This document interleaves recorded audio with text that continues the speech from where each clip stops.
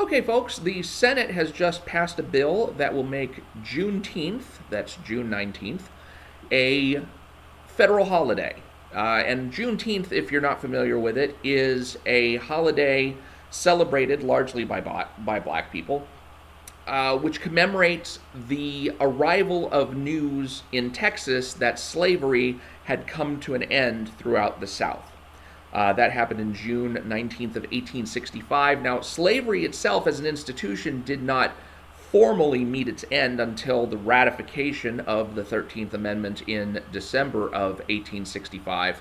But basically, the news that slavery was on the way out finally reached every corner of the United States on Juneteenth. And so that is a day of celebration, and now it is going to be a day of national celebration. Now, I support this. I think it is good for a nation that is so often accused of not having dealt with its racist past, with its legacy of slavery, to make the holiday symbolizing the end of slavery into a federal holiday. I think that's a very, very positive change. I think the only tweak that I would have made is I would have not added it as a federal holiday, but rather exchanged President's Day out and put Juneteenth in, because does anybody really want to celebrate President's Day anymore? I mean, considering all of the antipathy that modern presidents generate, and even past presidents generate. I mean, look at the presidents whose names we're taking off of high schools and various institutions and tearing their statues down. It doesn't seem like President's Day really has any real meaning for America anymore, so we may as well have just, kept the number of federal holidays as it is and just traded out President's Day and brought in Juneteenth.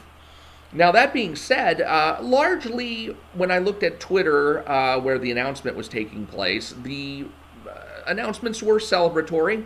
Of course, everybody in Congress was patting themselves on the back, and everybody in the Senate, and rightly so. I mean, this is a good signal as far as America's changing attitudes, and I think that, like I said, overall this is a positive thing.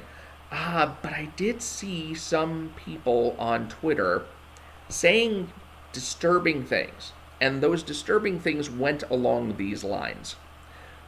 This Juneteenth should be a federal holiday for black people only, and white people should still have to go to work. Wow, that's interesting. Because, doesn't that just give you the exact opposite vibe of what the day is supposed to be about? I mean, the day, when you're talking about the end of this race-based slavery in the United States, and then what you're calling for in response to a holiday commemorating the end of race-based slavery, is for only people of a particular race to get freedom from work on that day, but for the rest to remain enslaved to their jobs. I don't even know if that holiday is really for you, if you have that kind of mentality. If you have this enslavement mentality toward white people.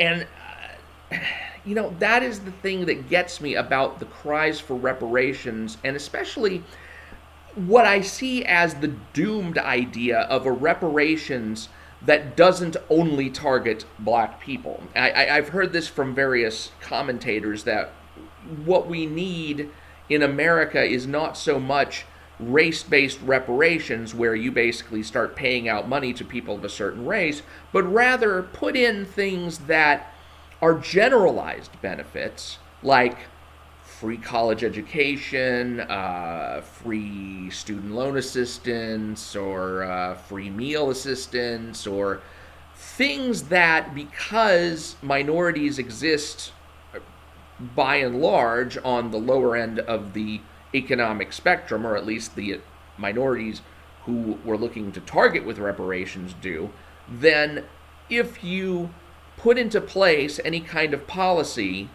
that helps the poor in general, then you're going to help minorities. And I can't help but see those kinds of efforts as doomed to failure, because there are so many people, as evidenced by the people in these replies on social media, who will not see anything generally applicable as addressing them. They will not see something that could potentially help white people as being any kind of form of reparations for black people. If for some reason there are white Appalachians in a fentanyl oppressed area of the Ozarks who could possibly benefit from this expanded free college education program, then there are going to be black people who say, well, that's not reparations at all, because that helps white people.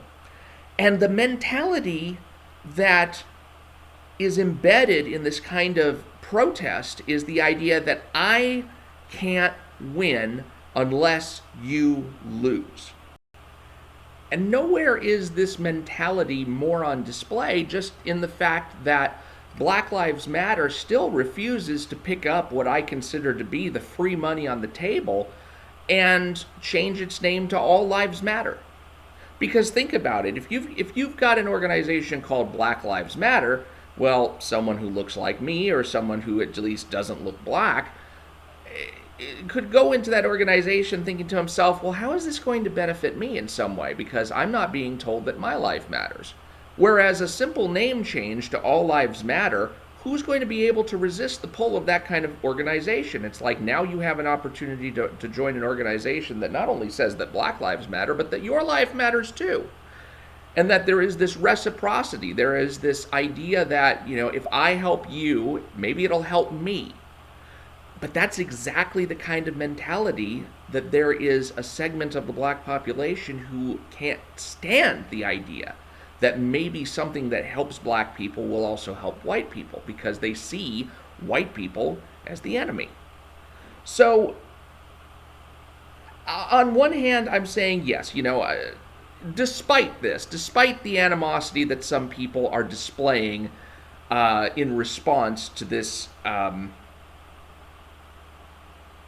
I want to call it a virtue signal by Congress, and it is a virtue signal in the sense that America is signaling a changed attitude that is going in a positive direction. So why don't we just take it for granted that not all virtue signaling is bad. But at the same time, there's a lot of antipathy signaling going on as well, and this is this attitude of antipathy, where we will not be satisfied with a victory that only helps us without hurting you. That's not going to work. That's not going to work going forward. That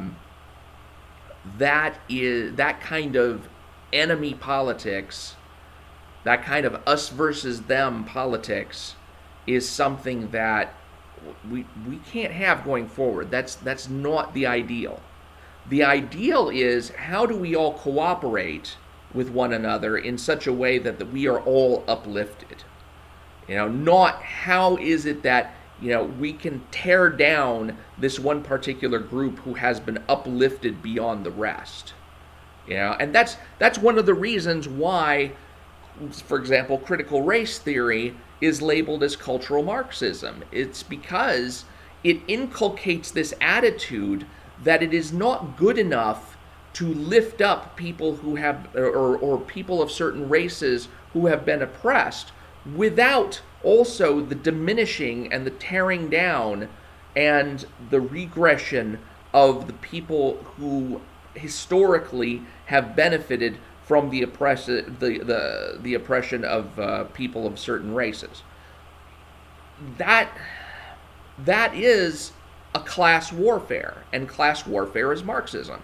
So the claims that there is a problem with critical race theory are not unjustified, and you see that kind of mentality that is inculcated by critical race theory expressing itself in these really, really kind of callous and cynical and